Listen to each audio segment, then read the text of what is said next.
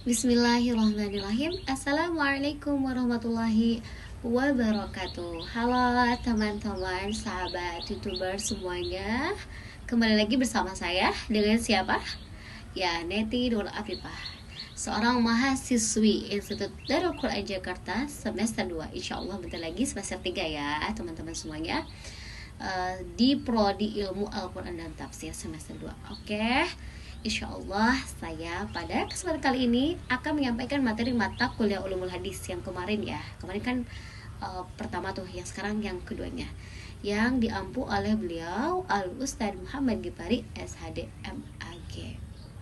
Insya Allah materi yang akan dibahas adalah bentuk-bentuk hadis dan unsur-unsur yang mengacu pada buku Mustofa Hasan dan Maman Abdul Jalil Ilmu Hadis 2017 serta Wahyudin Dharma Laksana Wawasan Ilmu Hadis 2021. Semoga pemaparan ini itu dapat menambah pemahaman kita ya teman-teman ya, walaupun kita masih proses belajar dan belajar terus belajar. Oke, langsung saja bismillah. Yang pertama yaitu pengertian bentuk-bentuk hadis. Dalam kajian ilmu hadis, bentuk hadis adalah cara berdasarkan apa yang dinisbatkan kepada Rasulullah SAW, baik berupa ucapan, perbuatan, persetujuan, maupun sifat beliau. Para ulama mengelompokkan hadis ke dalam beberapa bentuk agar lebih mudah dipahami dan dipelajari. Secara umum terdapat 4 bentuk hadis, yaitu hadis qauli, hadis fi'li, hadis taqriri, dan hadis wasfi. Nah, mungkin teman-teman semuanya udah pada tahu semuanya ya. Kita bahas nih yang pertama, yaitu hadis qauli. Hadis qauli adalah merupakan atau yaitu berupa perkataan atau sabda Rasulullah SAW. Ingat ya, qaul itu kan qala yaqulu, yaitu artinya ucapan gitu ya. Yaitu sabdanya Rasulullah SAW, para sahabat termasuk ke dalam hadis qauli. Melalui hadis qauli, Rasulullah memberikan penjelasan mengenai akidah, ibadah, akhlak, muamalah maupun berbagai persoalan kehidupan. Sebagai contoh adalah sabda Rasulullah SAW. Pasti semuanya juga udah hafal nih hadis ini, yaitu yang tadi ya, yang video pertama juga sama, yaitu innamal a'malu binniyat, sesungguhnya setiap amalan perbuatan itu tergantung pada niatnya. Hadis ini mengajarkan bahwa nilai suatu amalan ditentukan oleh niat yang mendasarinya. Oleh karena itu, sebelum melakukan suatu pekerjaan, seorang muslim hendaknya meluruskan niat semata-mata karena Allah Subhanahu wa taala ya. Hadis qauli menjadi bentuk hadis yang paling banyak dijadikan dasar dalam penerapan hukum Islam karena berisi penjelasan langsung dari Rasulullah Shallallahu Alaihi Wasallam. Oke teman-teman, lanjut ya ke hadis fi'li. Bentuk yang kedua adalah hadis fi'li, yaitu hadis yang berupa perbuatan Rasulullah Shallallahu Alaihi Wasallam. Para sahabat memperhatikan bagaimana Rasulullah Shallallahu Alaihi Wasallam menjalankan ibadah maupun aktivitas sehari-hari. Kemudian mereka meriwayatkan kepada generasi setelahnya. Contoh yang paling terkenal adalah tata cara Rasulullah SAW melaksanakan sholat ya, berwudu, menunaikan ibadah haji, berpuasa, dan berbagai bentuk ibadah lainnya. Melalui hadis fi'li, umat Islam mengetahui praktik langsung ajaran Islam sehingga tidak hanya memahami teori, tetapi juga mengetahui cara pelaksanaannya. Karena itu, hadis fi'li mempunyai kedudukan yang sangat penting sebagai penjelasan Al-Quran. Oke teman-teman, lanjut ya. Kita pembahasan ketiga, yaitu hadis takrir atau perbuatan ya. Hadis takrir merupakan hadis yang berupa persetujuan Rasulullah SAW terhadap perkataan atau perbuatan para sahabat dulunya. Persetujuan tersebut dapat berupa diamnya Rasulullah SAW ketika mematuhi suatu perbuatan para sahabat tanpa memberikan larangan atau teguran. Sikap diam beliau menunjukkan bahwa perbuatan tersebut diperbolehkan dalam syariat Islam. Nah, mungkin teman-teman juga sudah tidak asing ya, seperti itu. Contohnya yang makan dob itu kan beliau tidak makannya, akhirnya beliau diam kan gitu. Nah, contohnya adalah ketika para sahabat melakukan suatu amalan di hadapan Rasulullah dan beliau tidak menginginkannya.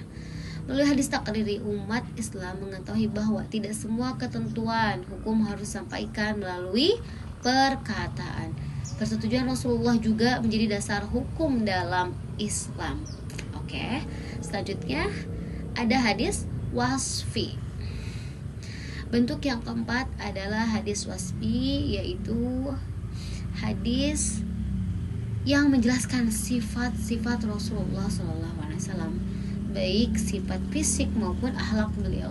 Contoh sifat fisik Rasulullah SAW antara lain tinggi badan beliau yang sedang, wajah yang bercahaya, rambut yang tidak terlalu lurus dan tidak terlalu keriting, serta penampilan beliau yang bersih dan rapi. Adapun sifat akhlak beliau adalah jujur, amanah dan rendah hati, penyayang, penyabar, pemaaf dan dermawan. Masya Allah, mudah-mudahan kita selalu mengikuti akhlak Rasulullah SAW. Ya, lanjut. Hadis wasfi memberikan keteladan kepada umat Islam agar mencontoh kepribadian Rasulullah SAW dalam kehidupan sehari-hari. Unsur-unsur pokok hadis. Selain memahami bentuk hadis, kita juga harus mengetahui unsur-unsur yang ada pada sebuah hadis. Menurut para ulama, sebuah hadis terdiri atas 3 unsur utama, yaitu sanad, matan, dan rawi. Ya, pasti teman-teman semua itu 3 hal tersebut sudah tidak asing lagi ya. Langsung lanjut. Ketiga unsur tersebut paling berkaitan dengan menjadi dasar dalam menilai kualitas suatu hadis. Yang pertama kita bahas, yaitu tadi yang pertama adalah sanad. Sanad adalah unsur pertama, merupakan rangkaian orang-orang yang meriwayatkan hadis secara berurutan mulai dari perawi terakhir hingga kepada Rasulullah SAW. Misalnya seorang tabi'in nih menerima hadis dari sahabat, kemudian tabi'in tersebut menyampaikan kepada muridnya, lalu diteruskan lagi hingga akhirnya ditulis oleh para ulama hadis. Rangkaian nama para perawi inilah yang disebut sanad gitu ya. Kan biasa tuh kalau ada di hadis perawinya siapa, hadis Bukhari kah, hadis Muslim kah, hadis Tirmizi kah, dan yang lainnya. Sanad mempunyai peranan yang sangat penting karena menjadi alat untuk mengetahui apakah sebuah hadis benar-benar berasal dari Rasulullah SAW atau tidak. Para ulama hadis sangat teliti dalam memiliki sanad, termasuk kejujuran, hafalan, dan kesinambungan hubungan antar perawi. Oleh sebab itu, sanad sering disebut sebagai salah satu keistimewaan umat Islam dalam menjaga keaslian ajaran agama. Oke, selanjutnya ada matan ya. Nah, matan ini mungkin teman-teman semuanya lebih paham ya. Kita bahas, matan adalah isi atau redaksi hadis yang memuat ajaran, nasihat, hukum ataupun petunjuk dari Rasulullah SAW. Jika sanad adalah rangkaian orang yang meriwayatkan hadis, maka matan adalah teks hadis yang disampaikan kepada umat. Matan juga menjadi objek penelitian para ulama. Isi hadis harus sesuai dengan Al-Quran, tidak bertentangan dengan hadis yang lebih kuat, tidak bertentangan dengan akal sehat yang benar, serta tidak mengandung kejanggalan. Dengan demikian, penelitian hadis tidak hanya melihat siapa yang meriwayatkan, tetapi juga memperhatikan isi hadis itu sendiri. Oke, yang selanjutnya ada rawi. Rawi adalah unsur ketiga adalah rawi, yaitu merupakan orang yang meriwayatkan